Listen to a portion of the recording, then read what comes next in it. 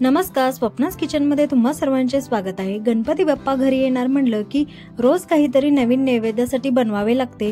आपल्याला रोज काहीतरी नवीन बनवायचं म्हणलं की मोठा प्रश्न पडतो की काय बनवायचं।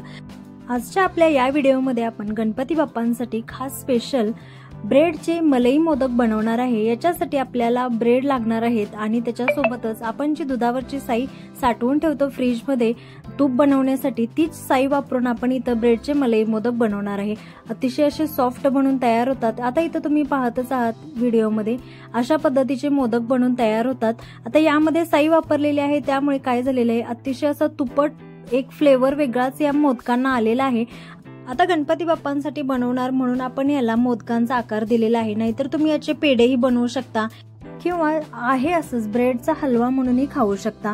आता याची टेस्ट विचारायलाच नको, अगदी तोंडात ज्यावेळेस आपण हे घालतो मोदक किंवा हा पेढा तर अगदी तोंडात विरघळतो, एवढा असा सॉफ्ट झालेला आहे आणि चवीला तर अप्रतिम असा बनून तयार होतो।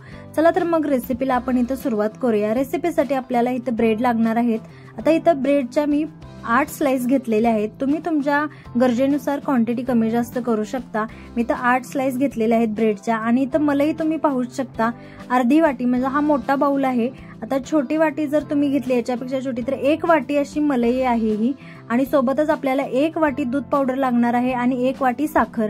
आता साखरेचं प्रमाण गोड ज्याप्रमाणे तुम्ही खाता त्याप्रमाणे कमी जास्त करू शकता।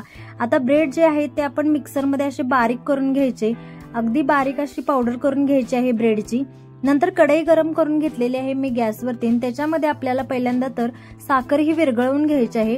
अजिबात म्हणजे इथं आपण जास्त पाण्याचा वापर नाही केलेला, अगदी 2 चमचे पाणी इथं टाकून घेतलेलं आहे।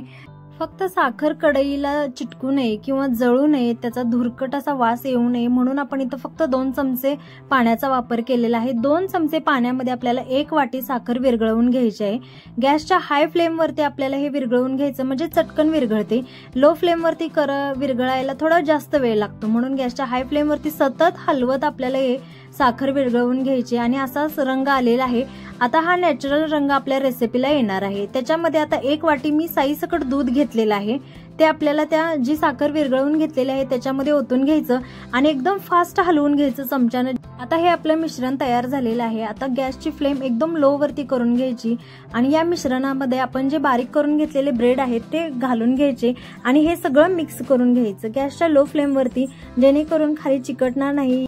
आता इथे तुम्ही व्हिडिओमध्ये पाहिलं आहे सुंदर रंग आलेला आहे, अगदी ब्राऊन रंग आलेला आहे ब्रेडला। आता ज्यावेळेस आपण साखर विरघळवून घेतलेली त्याचा जो रंग आहे तोच इथं ब्रेडला रंग आलेला आहे। आता हे व्यवस्थित मिक्स झालेलं आहे। याच्यामध्ये जी साई घेतलेली आहे आपण दुधावरची ती घालून घ्यायची आणि सोबतच जी दूध पावडर आहे तीही याच्यामध्येच आपल्याला घालून घ्यायची आहे आणि हे आपल्याला परत मिश्रण मिक्स करून घ्यायचं आहे, एकजीव करून घ्यायचं आहे।